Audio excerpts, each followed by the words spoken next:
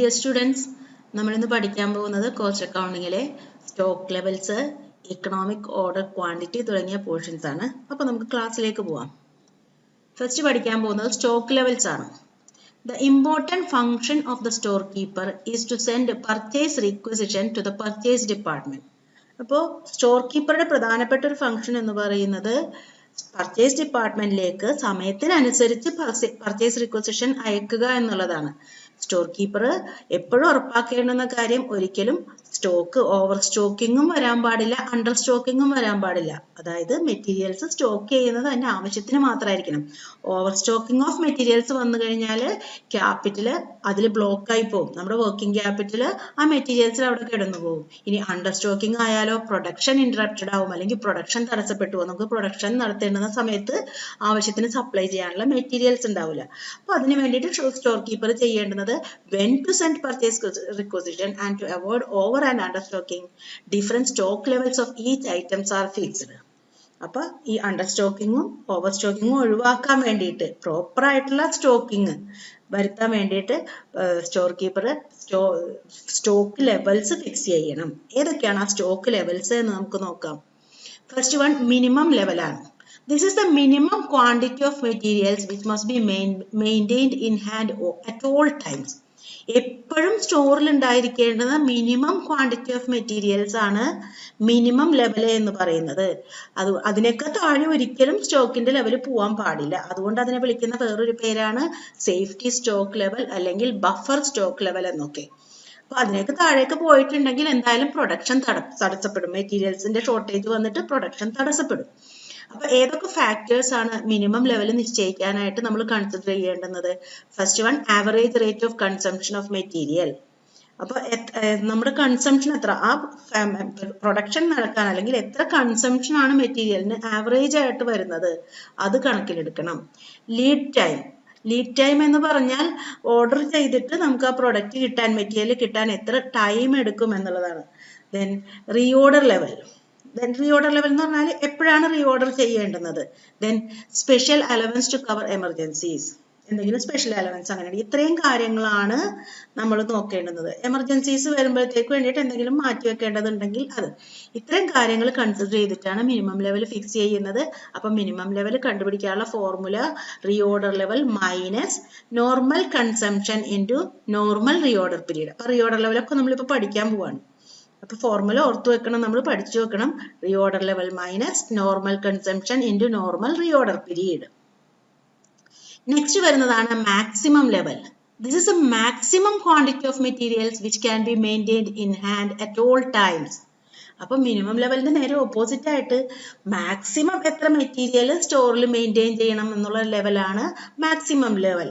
In other words, it is a maximum quantity of materials which should not exceed in the normal course. Normal കോഴ്സില് maximum ലെവലിനേക്കാളും ഒരിക്കലും material പോവാൻ പാടില്ല. സ്റ്റോറിൽ അത്രയും മാക്സിമം വരാൻ പാടുള്ളൂ. അപ്പൊ എന്തൊക്കെയാണ് മാക്സിമം ലെവൽ ഫിക്സ് ചെയ്യാനായിട്ട് കൺസിഡർ ചെയ്യേണ്ടുന്ന ഫാക്ടേഴ്സ്? നോർമൽ ഡെലിവറി ടൈം, എത്ര സമയത്തിനുള്ളിലാണ് നമുക്ക് സാധാരണയായിട്ട് ഡെലിവറി കിട്ടുന്നത്, നമ്മൾ ഓർഡർ ചെയ്ത് കഴിഞ്ഞാൽ ഡെലിവറി കിട്ടുന്നത്. Rate of consumption of material, എത്രത്തോളം കൺസ്യൂം ചെയ്യുന്നുണ്ട്. ക്യാപിറ്റൽ റിക്വയർഡ് ആൻഡ് അവൈലബിൾ, എത്ര ക്യാപിറ്റൽ വേണം ഇതൊക്കെ വാങ്ങാനായിട്ട്. അവൈലബിൾ ആയിട്ട് നമ്മുടെ കയ്യിൽ എത്ര രൂപയുണ്ട്. Availability of storage space, material വന്നു കഴിഞ്ഞാൽ സ്റ്റോർ ചെയ്യാൻ സ്ഥലം നമുക്ക് തികയുമോ. റീഓർഡർ ക്വാണ്ടിറ്റി, ഓരോ പ്രാവശ്യവും നമ്മൾ ഓർഡർ ചെയ്യുന്ന ക്വാണ്ടിറ്റി എത്ര. ലോസ് ഓഫ് മെയിൻറ്റെയിനിങ് സ്റ്റോഴ്സ്, നമുക്ക് സ്റ്റോർ മെയിൻറ്റെയിൻ ചെയ്യാൻ എത്ര എക്സ്പെൻസ് അല്ലെങ്കിൽ എത്ര ലോസ് വരുന്നു. Then possibility of price fluctuation വരുന്നുണ്ടെങ്കിൽ അതും കൂടെ നമ്മൾ കൺസിഡർ ചെയ്യണം. അപ്പൊ മാക്സിമം ലെവൽ കണ്ടുപിടിക്കാനുള്ള formula reorder level plus reorder quantity minus minimum consumption into minimum reorder period. ഇപ്പൊ ഈ ഫോർമുലകളൊക്കെ നമ്മൾ ഇങ്ങനെ തന്നെ ബൈ ഹാർട്ട് ചെയ്ത് പഠിച്ചു വെക്കണം. നെക്സ്റ്റ് വരുന്നതാണ് റീഓർഡർ ലെവൽ. നമ്മളിപ്പോ റീഓർഡർ ലെവൽ രണ്ട് മിനിമം ലെവലിലും മാക്സിമം ലെവലിലും ഒക്കെ നമ്മൾ റീഓർഡർ ലെവൽ പറഞ്ഞു. എന്താണ് ഈ reorder level? This level is fixed between minimum and maximum level. അതുകൊണ്ടാണ് നമ്മൾ ഇപ്പോൾ പഠിക്കുന്നത്. മിനിമം ആൻഡ് മാക്സിമം ലെവലിന്റെ ഇടയിലാണ് reorder level. This level is fixed above the minimum level two guard against abnormal usage of material. When the stock of material reaches this point, the storekeeper initiates purchase requisition. അപ്പൊ reorder കൊടുക്കേണ്ടുന്ന, വീണ്ടും order കൊടുക്കേണ്ടുന്ന ഒരു level, material ലെവലിനെയാണ് എന്ത് പറയുന്നത്, reorder level എന്ന് പറയുന്നത്. അപ്പൊ ഇതിന്റെ താഴത്തേക്ക് അതായത് മിനിമം ലെവലിന് തൊട്ട് മുകളിലാണ്, എന്നാൽ മാക്സിമം ലെവലിന് താഴെയുമാണ്. ഈ ഒരു പോയിന്റ് എത്തിക്കഴിഞ്ഞാൽ, റീഓർഡർ ലെവൽ എത്തിക്കഴിഞ്ഞാൽ ഉടനെ തന്നെ പർച്ചേസ് റിക്വസിഷൻ കൊടുക്കണം. അപ്പൊ അടുത്ത ഓർഡർ കൊടുക്കേണ്ടുന്ന മെറ്റീരിയൽ സ്റ്റോക്ക് ലെവലിനെയാണ് എന്ത് പറയുന്നത്, റീഓർഡർ ലെവൽ. റീഓർഡർ ലെവൽ കണ്ടുപിടിക്കുന്നതിനുള്ള formula maximum consumption into maximum reorder period. Next വരുന്നതാണ് danger level. This level is fixed below the minimum level. When stock of materials reaches this level, normal issues will be stopped. പേര് പറയുന്ന പോലെ തന്നെ danger ആണ്. ഇത് minimum ലെവലിന്റെ താഴേക്കുള്ള ലെവലാണ്. Minimum ലെവലിന്റെ താഴേക്ക് പോയാൽ, നേരത്തെ തന്നെ പറഞ്ഞു, അതിന്റെ താഴേക്ക് പോയാൽ പ്രൊഡക്ഷൻ തടസ്സപ്പെടും. നമുക്ക് നോർമൽ ഇഷ്യൂ നടത്താൻ പറ്റില്ല. പ്രൊഡക്ഷന് വേണ്ട മെറ്റീരിയൽസ് നോർമൽ സാധാരണ ഇഷ്യൂ ചെയ്യുന്ന പോലെ ഇഷ്യൂ ചെയ്യാൻ പറ്റില്ല. അപ്പൊ പ്രൊഡക്ഷൻ നമുക്ക് നിർത്തേണ്ടി വരും. അപ്പൊ ഡേഞ്ചർ ലെവൽ കണ്ടുപിടിക്കാനുള്ള formula average consumption into emergency delivery time. Next വരുന്ന സ്റ്റോക്ക് ലെവലാണ് average stock level. It is the average of minimum and maximum level. Simply minimum ലെവലിന്റെയും മാക്സിമം ലെവലിന്റെയും, നമ്മളിതിപ്പോ മിനിമം ലെവലും മാക്സിമം ലെവലും കണ്ടുപിടിക്കാനുള്ള ഫോർമുലയൊക്കെ പഠിച്ചു. അപ്പൊ അതിന്റെ ഒരു ആവറേജ് ആണ് average stock level. It is a quantity of material handled by the store house on an average during a particular period. ഒരു പെർട്ടിക്കുലർ പീരീഡിൽ ആവറേജ് ഉണ്ടായിരിക്കേണ്ടുന്ന സ്റ്റോക്ക് ലെവലാണ് ആവറേജ് സ്റ്റോക്ക് ലെവൽ എന്ന് പറയുന്നത്. സോ അതിന്റെ formula minimum level plus maximum level divided by 2. ഇതല്ല എന്നുണ്ടെങ്കിൽ നമുക്ക് വേറൊരു ഫോർമുല കൂടി ഉപയോഗിക്കാം, minimum level plus half of reorder quantity. ഈ നമുക്ക് റീഓർഡർ ക്വാണ്ടിറ്റി ആണ് നമുക്ക് ക്വസ്റ്റ്യനിൽ തന്നിരിക്കുന്നതെങ്കിൽ നമുക്ക് ഈ ഫോർമുല ഉപയോഗിച്ചാൽ മതി. അപ്പൊ ഈ നോർമൽ കൺസംഷൻ, ആവറേജ് കൺസംഷൻ ഒക്കെ നമ്മൾ ഒരേ ടേം ആയിട്ടുള്ള ഒരേ മീനിങ്ങിൽ, ചില സമയങ്ങളിൽ നമ്മൾ മിനിമം കൺസംഷൻ എന്ന് പറയുന്നതും നോർമൽ കൺസംഷൻ, ആവറേജ് കൺസംഷൻ ഇതൊക്കെ ഒരേ മീനിങ്ങിലാണ് നമ്മൾ ഉപയോഗിക്കുന്നത്. അത് നമ്മൾ പ്രോബ്ലം ചെയ്യുമ്പോൾ നമുക്ക് ഓർമ്മ വേണം. ചില ക്വസ്റ്റ്യനിൽ നമുക്ക് നോർമൽ കൺസംഷൻ തന്നിട്ടുണ്ടാവും, ചില ക്വസ്റ്റ്യനിൽ ആവറേജ് കൺസംഷൻ തന്നിട്ടുണ്ടാവും.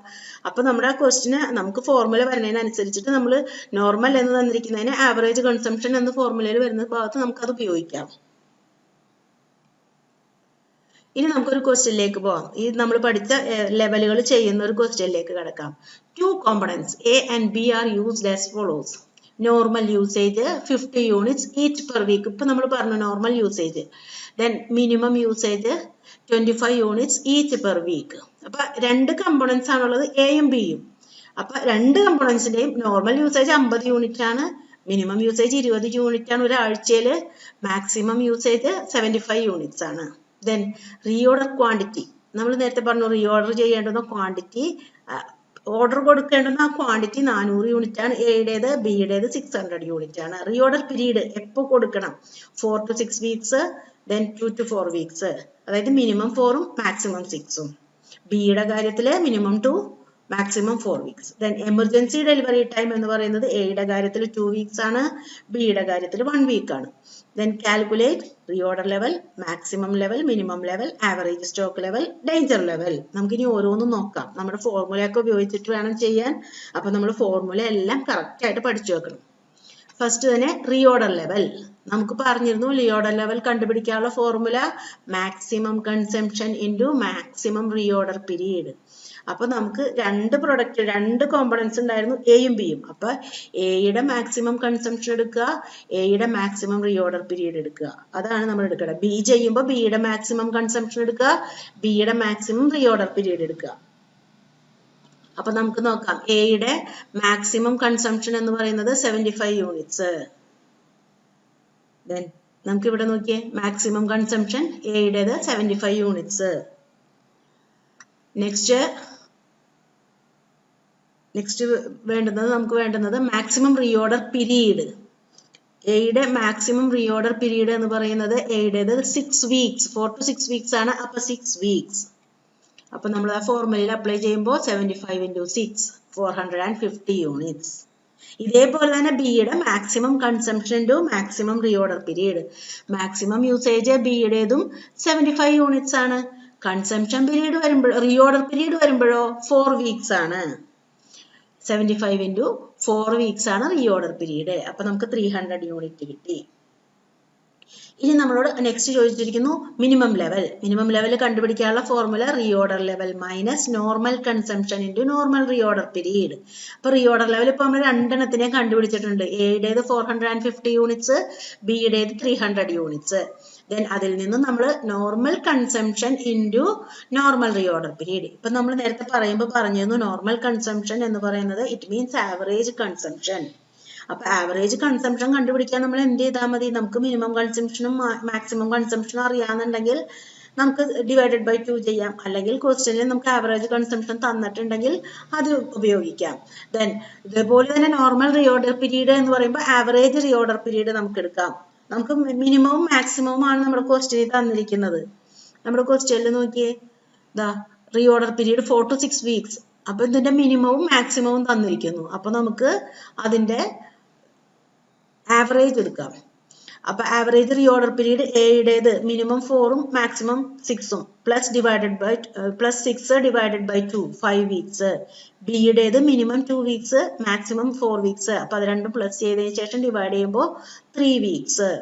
ഇനി നമുക്ക് റീഓർഡർ ലെവൽ 450 യൂണിറ്റ് നമ്മൾ കണ്ടുപിടിച്ചിട്ടുണ്ട്. ഇനി നോർമൽ കൺസംഷൻ, നോർമൽ യൂസേജ് എത്രയാന്ന് നോക്കിയാൽ നോർമൽ കൺസംഷൻ നമുക്ക് തന്നിട്ടുണ്ട് ക്വസ്റ്റ്യനില് 50 യൂണിറ്റ്സ് ഈച്ച് വീക്ക്. അപ്പോൾ ആ നോർമൽ കൺസംഷൻ ഇൻറ്റു രണ്ട് പ്രൊഡക്റ്റിനും 50 യൂണിറ്റ് ആണ്. നോർമൽ കൺസംഷൻ ഇൻറ്റു നമ്മുടെ ആവറേജ് നോക്കിയാൽ നമ്മുടെ നോർമൽ റീഓർഡർ പീരീഡ് നമ്മളുടെ ആവറേജ് കണ്ടുപിടിച്ചു 5 വീക്സ്. അപ്പോൾ 450 മൈനസ് 50 ഇൻറ്റു 5 200 യൂണിറ്റ്സ്. ഇനി അത് ബിയിലേക്ക് വരുമ്പോൾ ദ റീഓർഡർ ലെവൽ 300 ആണ്. ദെൻ 50 ആണ് നോർമൽ കൺസംഷൻ, രണ്ട് പ്രൊഡക്റ്റിനും 50 ആണ്. രണ്ട് പ്രൊഡക്റ്റിനും നോർമൽ യൂസേജ് എക്കും ബിക്കും 50 ആണ്. അപ്പൊ നമ്മൾ ആ 50 എടുത്തു ഇൻറ്റു നമ്മുടെ ആവറേജ് പീരീഡ്. ഇത് കണ്ടോ, നോർമൽ റീഓർഡർ പീരീഡ് 3 വീക്സ്. അപ്പൊ നമ്മളത് ചെയ്യുമ്പോൾ 50 ഇൻറ്റു 3 150 കിട്ടും. 300 150 കൊടുക്കുമ്പോൾ നമുക്ക് 150 യൂണിറ്റ്സ് കിട്ടും.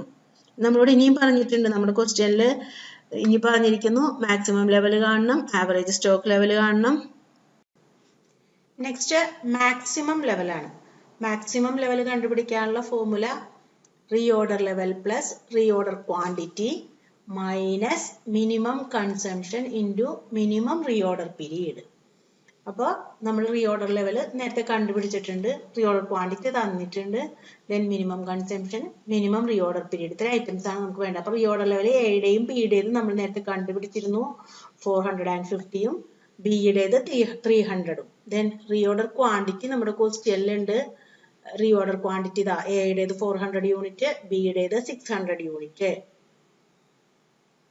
അപ്പോൾ ഇതാ എയുടേത് 400, ബിയുടേത് 600 യൂണിറ്റ് മൈനസ് മിനിമം കൺസംഷൻ. നമുക്ക് മിനിമം കൺസംഷൻ നമുക്ക് തന്നിട്ടുണ്ട് നമ്മൾ.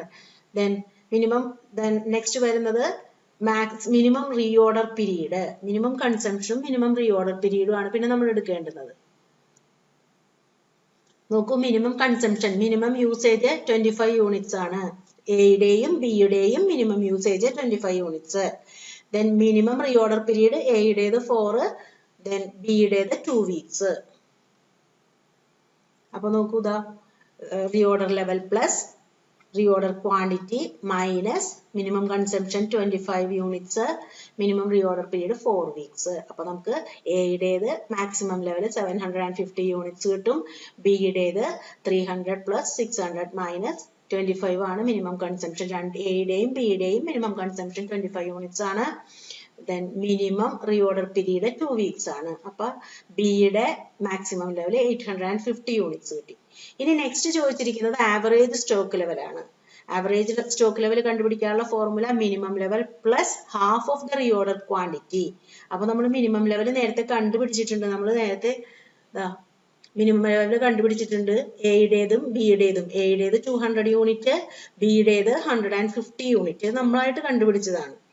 ദെൻ റീഓർഡർ ക്വാണ്ടിറ്റി നമുക്കറിയാം. റീഓർഡർ ക്വാണ്ടിറ്റി ഇതാ ഇവിടെ തന്നിട്ടുണ്ട്. എയുടേത് 400, ബിയുടേത് 600. അപ്പൊ അതിന്റെ ഹാഫ് ആണ് നമുക്ക് അപ്ലൈ ചെയ്യേണ്ടുന്നത്. അപ്പോൾ നോക്കാം, നമുക്ക് 200 പ്ലസ് 400ന്റെ ഹാഫ്, then 150 പ്ലസ് 600ന്റെ ഹാഫ്, എയുടേതും ബിയുടേതും. അപ്പൊ നമുക്ക് ഇങ്ങനെ കിട്ടും. ഇനി നമ്മൾ ആവറേജ് സ്റ്റോക്ക് ലെവൽ പഠിക്കുമ്പോൾ ഓൾട്ടർനേറ്റീവ് മെത്തേഡ് ഉണ്ടെന്ന് കൂടി പറഞ്ഞിരുന്നു. അതായത് minimum level plus maximum level divided by 2. അപ്പൊ മിനിമം ലെവൽ നമ്മൾ കണ്ടുപിടിച്ചിട്ടുണ്ട്, മാക്സിമം ലെവൽ നമ്മൾ കണ്ടുപിടിച്ചിട്ടുണ്ട്. അപ്പൊ ആ മിനിമം ലെവൽ നമ്മൾ നേരത്തെ മിനിമം ലെവലാണ് ആദ്യം കണ്ടുപിടിച്ചത്. ആ മിനിമം ലെവൽ ഓരോന്നിന്റെ എടുക്കുക, അതുപോലെ ഓരോന്നിന്റെ മാക്സിമം ലെവൽ എടുക്കുക. അപ്പൊ എയുടെ മിനിമം ലെവൽ 200 ആണ്, മാക്സിമം ലെവൽ 750 ആണ്, ഡിവൈഡഡ് ബൈ 2.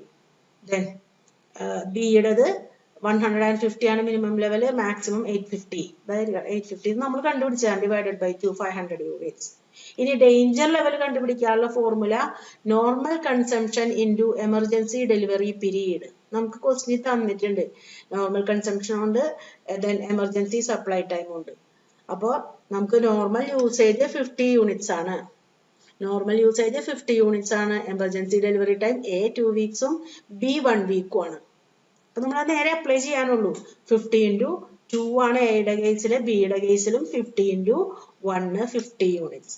ഇങ്ങനെയാണ് നമ്മൾ സ്റ്റോക്ക് ലെവൽ, ഡിഫറെന്റ് സ്റ്റോക്ക് ലെവലുകൾ കാണുന്നത്. ഇനി നമ്മൾ പഠിക്കാൻ പോകുന്നത് ഇക്കണോമിക് ഓർഡർ ക്വാണ്ടിറ്റി ആണ്.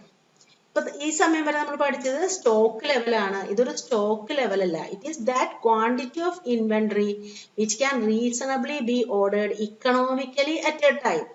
നമുക്ക് ഓർഡർ ചെയ്യാവുന്ന, ഇക്കണോമിക്കലി ഒരു പ്രാവശ്യം ഓർഡർ ചെയ്യാവുന്ന ക്വാണ്ടിറ്റി ആണത്. അതുകൊണ്ടാണ് അതിനെ സ്റ്റാൻഡേർഡ് ഓർഡർ ക്വാണ്ടിറ്റി അല്ലെങ്കിൽ റീ ഓർഡർ ക്വാണ്ടിറ്റി എന്ന് പറയുന്നത്. അതായത് at this ordering quantity the total cost is minimum. അത്രയും ക്വാണ്ടിറ്റി നമ്മൾ ഓർഡർ ചെയ്യുമ്പോൾ നമുക്ക് കോസ്റ്റ് ഏറ്റവും കുറവേ വരുള്ളൂ. നമ്മളപ്പോൾ ഏറ്റവും കോസ്റ്റ് കുറവിൽ മാക്സിമം ഓർഡർ ചെയ്യാവുന്ന ആ ഒരു ക്വാണ്ടിറ്റിയെയാണ് വിളിക്കുന്നത് economic order quantity. So the quantity to be purchased at the minimum cost is called economic order cost quantity.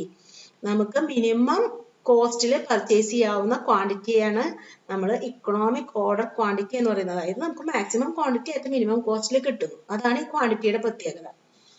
Then the quantity to be ordered depends on 2 factors. ഈ economic order quantity അല്ലെങ്കിൽ EOQ രണ്ട് ഫാക്ടേഴ്സിനെ depend ചെയ്താണ് ഇരിക്കുന്നത്. ഒന്ന് ordering cost, second one carrying cost. പക്ഷെ ഈ രണ്ട് ഫാക്ടേഴ്സിന് ഒരു പ്രത്യേകതയുണ്ട്, they are oppose to each other. ഇത് രണ്ടും ഓപ്പോസിറ്റ് ഡയറക്ഷനിലാണ് ഇതിന്റെ രണ്ടിന്റെയും കാര്യങ്ങൾ വരുന്നത്. അപ്പോൾ economic order quantity is therefore determined by balancing these opposing costs. അപ്പൊ EOQയിലേക്ക് നമ്മൾ എത്തുന്നത് ഈ രണ്ട് ഒപ്പോസിംഗ് കോസ്റ്റുകളെ ബാലൻസ് ചെയ്തിട്ടാണ്. അപ്പൊ ക്യാരിയിങ് കോസ്റ്റ് എന്താന്ന് നോക്കാം. നമ്മൾ പറഞ്ഞു ഇതിന്റെ രണ്ട് ഫാക്ടേഴ്സ് ഓർഡറിംഗ് കോസ്റ്റും ക്യാരിയിങ് കോസ്റ്റും ആണ്. അപ്പൊ ക്യാരിയിങ് കോസ്റ്റ് എന്ന് പറയുന്നത് the cost of carrying or storing the materials in store till they are used in production. അപ്പൊ പ്രൊഡക്ഷൻ വരുന്നത് വരെ ക്യാരി ചെയ്യാനും സ്റ്റോർ ചെയ്യാനും മെറ്റീരിയൽ സ്റ്റോറിൽ സ്റ്റോർ ചെയ്യാനുമുള്ള കോസ്റ്റിനെയാണ് ക്യാരിയിങ് കോസ്റ്റ് എന്ന് പറയുന്നത്. അപ്പൊ അതിൽ വരുന്നതാണ് cost of material, then interest on money invested in materials, insurance, rent of godown etcetera. അപ്പൊ ഗുഡ്സ് ഇങ്ങോട്ടേക്ക് കൊണ്ടുവരാനും നമ്മുടെ സ്റ്റോറിൽ സ്റ്റോർ ചെയ്യാനും വരുന്ന എല്ലാ എക്സ്പെൻസും ക്യാരിയിങ് കോസ്റ്റ് ആണ്. Then, in order to reduce the carrying cost per unit, the size of order should be small. അപ്പോൾ നമുക്കറിയാലോ ഇങ്ങോട്ടേക്ക് ഗുഡ്സ് കൊണ്ടുവരണം, സ്റ്റോർ ചെയ്യണം എന്നൊക്കെ പറയുമ്പോൾ ക്വാണ്ടിറ്റി കൂടുമ്പോൾ സ്റ്റോറേജ് സ്പേസ് കൂടുതൽ വേണം. അതുപോലെ കൊണ്ടുവരാനുള്ള ക്വാണ്ടിറ്റി കൂടുന്നതിനനുസരിച്ചിട്ട് നമുക്ക് എങ്ങനെയാണോ കൊണ്ടുവരുന്ന ക്യാരിയിങ് കോസ്റ്റ് നമുക്ക് കൂടും. അപ്പൊ എപ്പോഴും ഓർഡർ സൈസ് സ്മോൾ ആവണതാണ് ക്യാരിയിങ് കോസ്റ്റ് കുറക്കാൻ വേണ്ടിയിട്ട് നമുക്ക് നല്ലത്. ഇനി ഓർഡറിംഗ് കോസ്റ്റ് എന്ന് പറഞ്ഞാലോ it is the cost of placing an order with the supplier. നമുക്ക് ഓർഡർ പ്ലേസ് ചെയ്യാൻ സപ്ലയർക്ക് ഓർഡർ കൊടുക്കാൻ വേണ്ടി വരുന്ന കോസ്റ്റിനെയാണ് നമ്മൾ ഓർഡറിംഗ് കോസ്റ്റ് എന്ന് പറയുന്നത്. ഇതിൽ വരുന്നത് പോസ്റ്റേജ്, സ്റ്റേഷനറി അതുപോലുള്ള എക്സ്പെൻസുകളാണ്. To reduce the ordering cost number of orders should be limited. ഇനി ഓർഡറിംഗ് കോസ്റ്റ് കുറക്കണം എന്നുണ്ടെങ്കിൽ നമ്മൾ എന്ത് ചെയ്യണം, നമുക്ക് ഓരോ പ്രാവശ്യം ഓർഡർ ചെയ്യുമ്പോഴും ഈ പറഞ്ഞ പോസ്റ്റേജ്, സ്റ്റേഷനറി ഒക്കെ വരും. അപ്പൊ നമുക്ക് ഓർഡറിംഗ് കോസ്റ്റ് കുറക്കണം എന്നുണ്ടെങ്കിൽ നമ്മൾ നമ്പർ ഓഫ് ഓർഡേഴ്സ്, ഒരു വർഷത്തിൽ എടുക്കുന്ന ഓർഡർ മാക്സിമം നമ്പർ ഓഫ് എണ്ണം കുറക്കണം. ഒറ്റ പ്രാവശ്യമോ 2 പ്രാവശ്യമോ ഓർഡർ ചെയ്ത് സാധനങ്ങൾ വരുത്താൻ പറ്റുമെങ്കിൽ നമ്മൾ അങ്ങനെ സാധനങ്ങൾ വരുത്തണം. ഓർഡറിന്റെ എണ്ണം കുറക്കണം. This means that the quantity ordered at A time must be large. അപ്പൊ അങ്ങനെ ഓർഡറുകളുടെ നമ്പർ കുറക്കണമെങ്കിൽ എന്ത് വേണം, നമ്മൾ ക്വാണ്ടിറ്റി കൂടുതൽ ഓർഡർ ചെയ്യേണ്ടി വരും. അപ്പൊ നേരത്തെ പറഞ്ഞ ക്യാരിയിങ് കോസ്റ്റിന്റെ നേരെ ഓപ്പോസിറ്റ് ആയി. ക്യാരിയിങ് കോസ്റ്റ് കുറക്കണമെങ്കിൽ എന്ത് വേണം, നമ്മൾ ക്വാണ്ടിറ്റി കുറവ് ഓർഡർ ചെയ്യണം. ഓർഡറിംഗ് കോസ്റ്റ് കുറക്കണമെങ്കിൽ എന്ത് വേണം, നമ്മൾ ക്വാണ്ടിറ്റി കൂടുതൽ ഓർഡർ ചെയ്യണം. സോ ഇതിന്റെ ഒരു ബാലൻസ്, ഇത് രണ്ടും കൂടെ ബാലൻസ് ചെയ്തിട്ടാണ് നമ്മൾ EOQ തീരുമാനിക്കുന്നത്. അപ്പൊ EOQ കണ്ടുപിടിക്കാനുള്ള formula 2AO divided by root of 2AO divided by C. അതില് EOQ എന്ന് പറഞ്ഞാൽ ഇക്കണോമിക് ഓർഡർ ക്വാണ്ടിറ്റി, A എന്ന് പറയുന്നത് ആനുവൽ കൺസംഷൻ ഇൻ യൂണിറ്റ്സ്, ഒരു വർഷം നമ്മൾ കൺസ്യൂം ചെയ്യുന്നത്, O എന്ന് പറയുന്നത് ഓർഡറിംഗ് കോസ്റ്റ് ആണ്, C എന്ന് പറയുന്നത് carrying cost of 1 unit per annum ആണ്. ഈ ക്യാരിയിങ് കോസ്റ്റ് മിക്കവാറും നമുക്ക് ഒരു percentage of value of material, അതായത് നമുക്ക് മെറ്റീരിയൽ കോസ്റ്റ് തന്നിട്ടുണ്ടാവും, അതിന്റെ ഒരു പെർസെൻറ്റേജ് ആയിട്ടായിരിക്കും നമുക്ക് ക്വസ്റ്റ്യൻ തന്നിട്ടുണ്ടാവുക. ദെൻ ചില ബുക്കുകളിൽ, ചില ഓതേഴ്സിന്റെ ബുക്കുകളിൽ ഈ ഫോർമുലേനെ 2CO ഡിവൈഡഡ് ബൈ I എന്ന് കാണാം. സെയിം തന്നെയാണ്. ഈ CO എന്നുള്ളത് ഇവിടെ ആനുവൽ കൺസംഷൻ എന്നുള്ളത് കൊണ്ട് ഇവിടെ A എടുത്തു, ഇവിടെ consumption of material per annum എന്ന് എഴുതിയത് കൊണ്ട് C എടുത്തു. ആ മാറ്റം മാത്രമേ ഉള്ളൂ. ദെൻ O എന്നുള്ളത് ordering cost per order, I എന്നുള്ളത് ഇൻവെന്ററി ക്യാരിയിങ് കോസ്റ്റ്, ഇവിടെ ക്യാരിയിങ് കോസ്റ്റ് എന്ന് മാത്രം ഉള്ളതുകൊണ്ടാണ് C എടുത്തത്. ഇവിടെ inventory carrying cost per unit per annum. അപ്പൊ സെയിം തന്നെയാണ് 2CO ഡിവൈഡഡ് ബൈ 1 ആയാലും 2AO ഡിവൈഡഡ് ബൈ C ആയാലും. ഇനി ചില ക്വസ്റ്റ്യൻസിൽ ഒരു വർഷം നിങ്ങൾ എത്ര ഓർഡർ പ്ലേസ് ചെയ്യണമെന്നും കൂടെ ചോദിച്ചിട്ടുണ്ടെങ്കിൽ നമ്മൾ അതിന് formula annual consumption divided by EOQ ചെയ്താൽ മതി. അപ്പോൾ EOQ കണ്ടുപിടിച്ച് കഴിഞ്ഞിട്ട് ചിലപ്പോൾ കാണാൻ നമ്മളോട് ചോദിച്ചിട്ടുണ്ടാവും ഒരു വർഷം നമുക്ക് എത്ര ഓർഡർ പ്ലേസ് ചെയ്യാം എന്നുള്ളത്. അപ്പോൾ annual consumption divided by EOQ ചെയ്താൽ മതി. അപ്പൊ നമുക്ക് ക്വസ്റ്റ്യനിലേക്ക് പോവാം. Following information is available in respect of a particular type of material. Annual demand തന്നിരിക്കുന്നു 3500 unit, cost per unit 3 rupees 60 paise, ordering cost per order, ഒരു ഓർഡർ കൊടുക്കാൻ 5 രൂപയാണ് expense, storage cost 3% per annum. ഞാൻ നേരത്തെ പറഞ്ഞത് ഈ കോസ്റ്റിന്റെ പെർസെൻറ്റേജ് ആയിട്ടാണ് നമുക്ക് ക്യാരിയിങ് കോസ്റ്റ് തരിക. ക്യാരിയിങ് കോസ്റ്റിൽ വരുന്നതാണ് സ്റ്റോറേജും ക്യാരിയിങ് കോസ്റ്റുകളൊക്കെ, ഇൻഷുറൻസ്, ഇൻട്രസ്റ്റ് ഒക്കെ വരും. Then interest rate 10% per annum. Lead time half month. ഈ ക്വസ്റ്റ്യനിൽ ശരിക്കും ലീഡ് ടൈമിന്റെ ആവശ്യമില്ല. ലീഡ് ടൈം എന്ന് പറയുന്നത് നമുക്ക് ഓർഡർ പ്ലേസ് ചെയ്താൽ ആ പ്രൊഡക്റ്റ് കിട്ടാൻ വേണ്ടി വരുന്ന സമയമാണ്. അപ്പൊ നമ്മളോട് എന്നിട്ട് കണ്ടുപിടിക്കാൻ പറഞ്ഞിരിക്കുന്നത് EOQ, number of orders to be placed during the year, total annual inventory cost of the material, how frequently should orders be placed. ഇത്രയും കാര്യങ്ങളാണ് നമ്മളോട് കണ്ടുപിടിക്കാൻ പറഞ്ഞിരിക്കുന്നത്.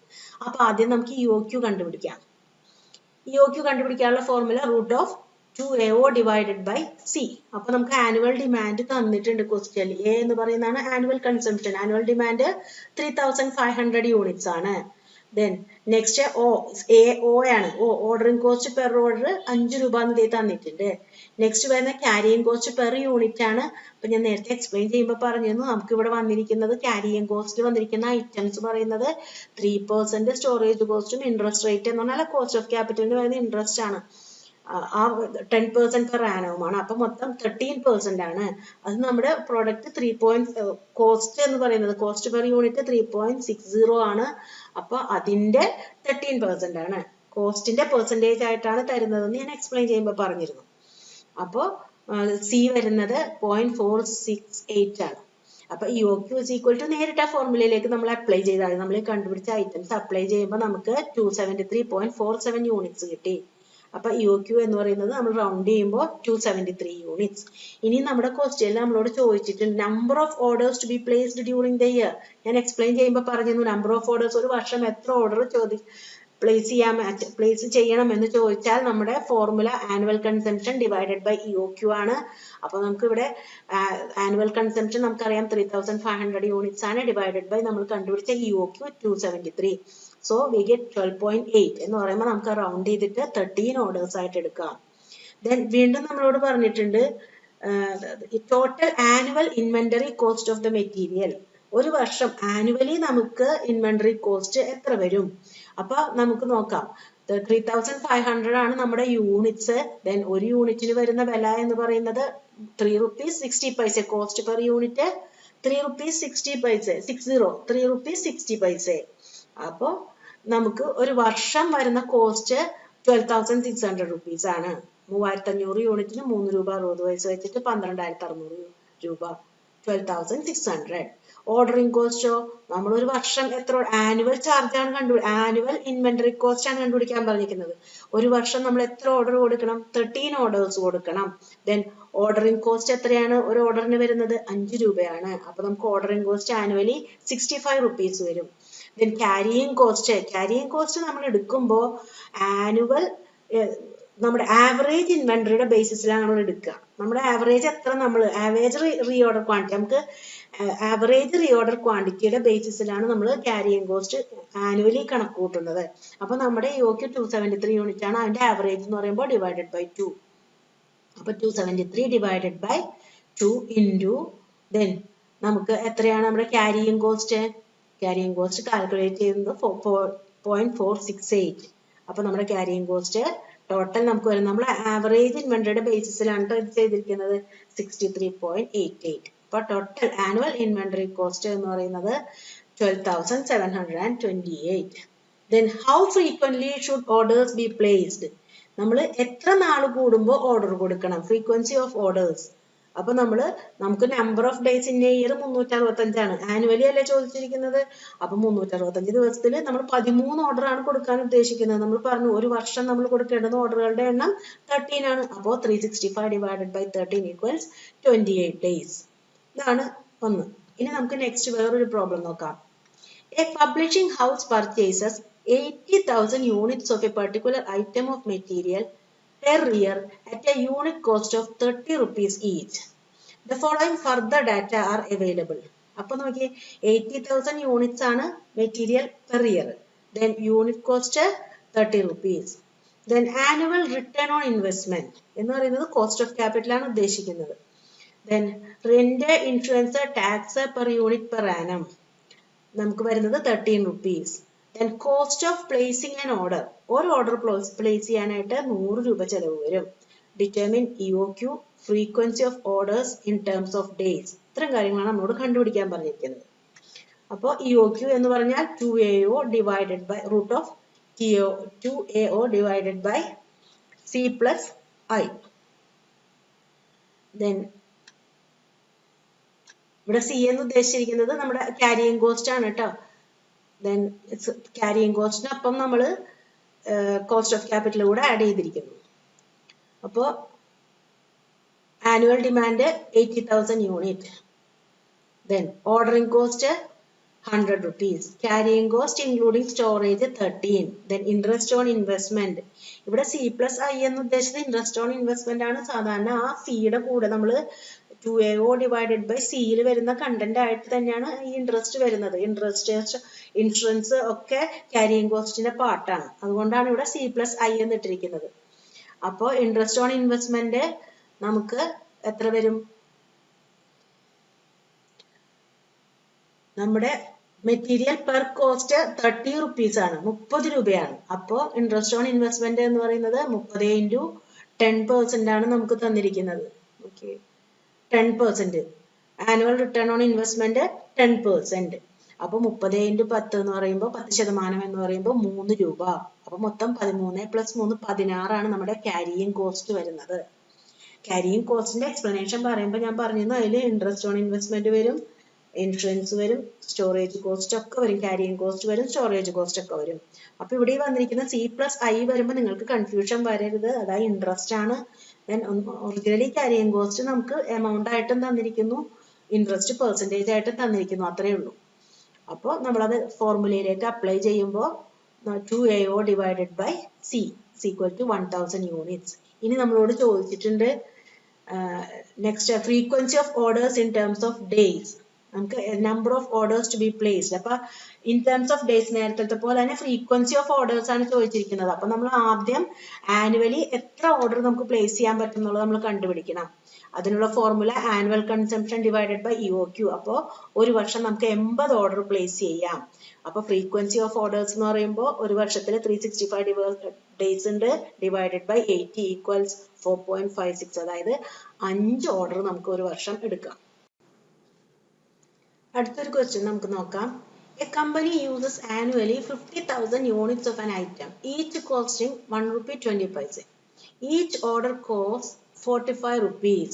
അപ്പോൾ cost, material cost per unit 1 രൂപ 20 പൈസ, ഓർഡറിംഗ് കോസ്റ്റ് 45 രൂപ.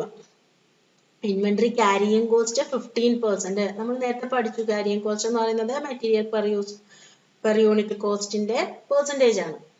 ദെൻ ഫൈൻഡ് ഔട്ട് EOQ, നമ്മളോട് EOQ കണ്ടുപിടിക്കാൻ പറഞ്ഞിട്ട്. ഇനി അത് കൂടാതെ പറഞ്ഞിരിക്കുന്നു, if the company operates 250 days in a year, ഒരു വർഷത്തിൽ 250 ദിവസമാണ് കമ്പനി വർക്ക് ചെയ്യുന്നത്. 365 ദിവസവും വർക്ക് ചെയ്യുന്നില്ല, 250 ദിവസമാണ് വർക്ക് ചെയ്യുന്നതെങ്കിൽ the procurement time is 10 days.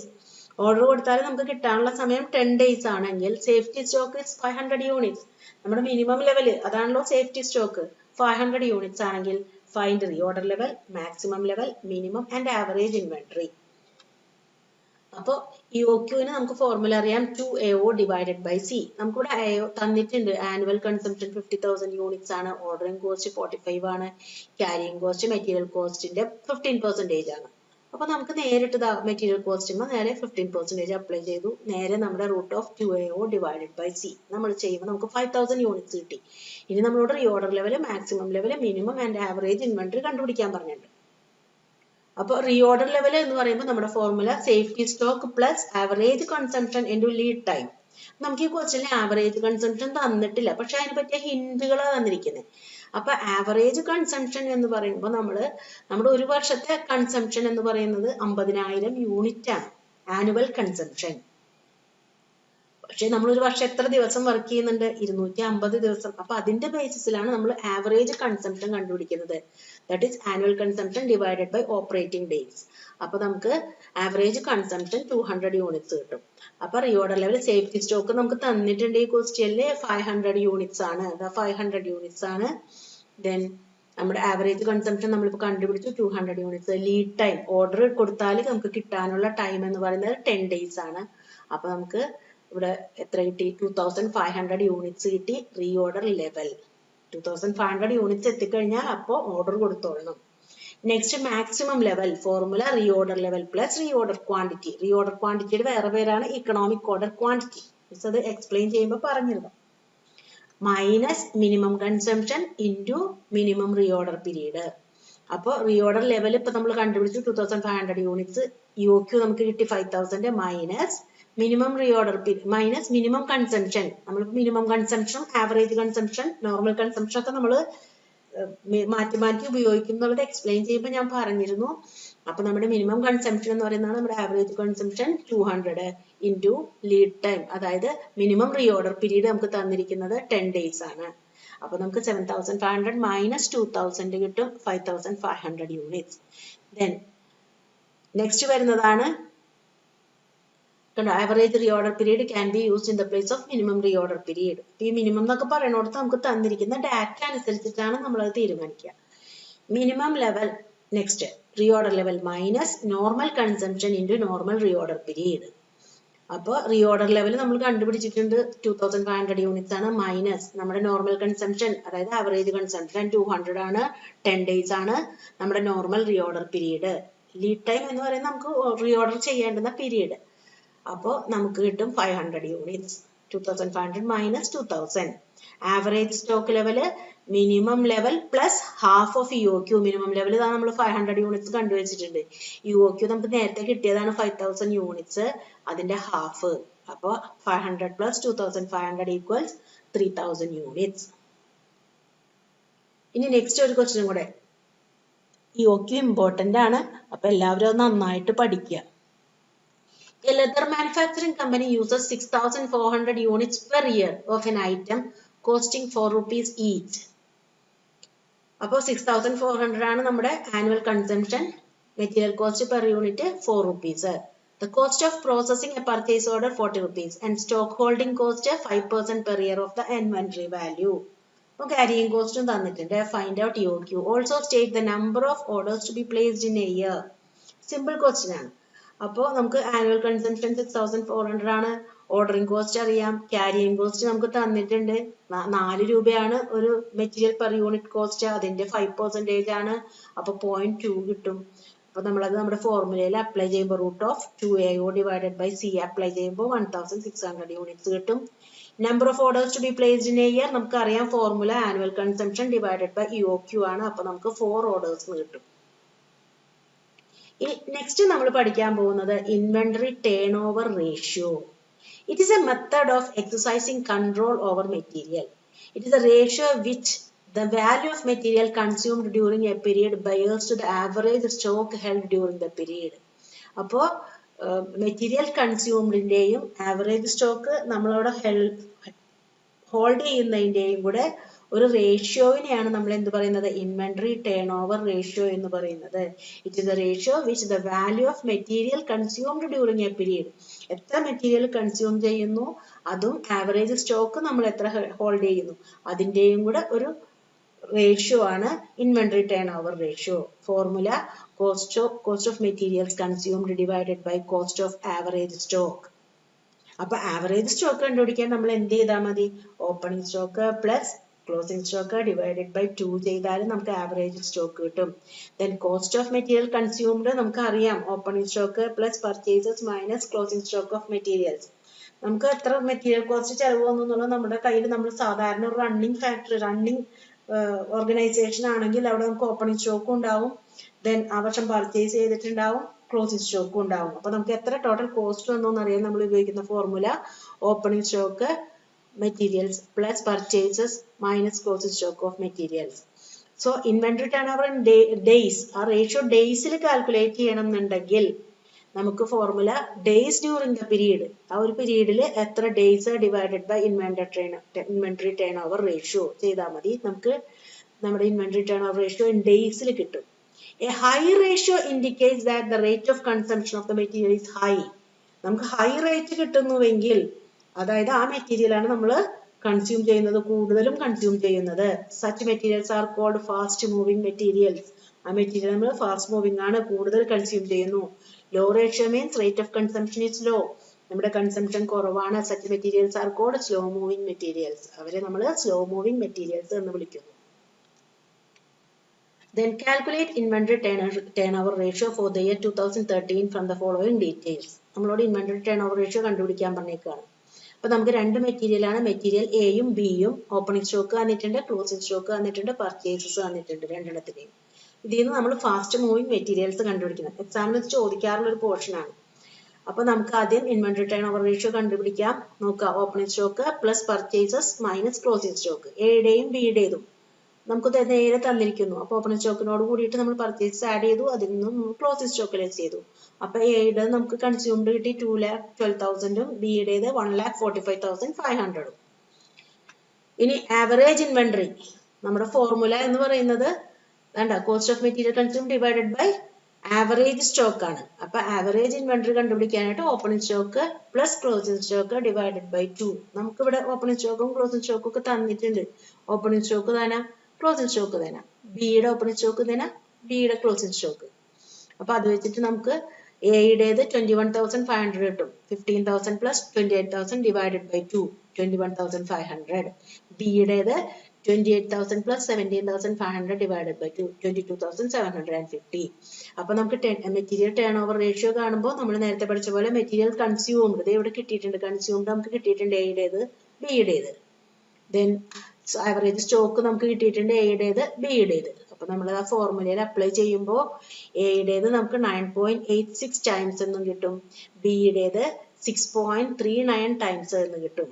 So material turnover ratio of A is high, so A is fast moving material. രണ്ട് product, രണ്ട് മെറ്റീരിയൽ നോക്കൂ, അതില് ഏതാണ് കൂടുതൽ വന്നിരിക്കുന്ന material turn over ratio A ആണ്. അപ്പൊ എ ഫാസ്റ്റ് മൂവിംഗ് മെറ്റീരിയൽ ആണ്. വീഡിയോ മാക്സിമം ഷെയർ ചെയ്യുക.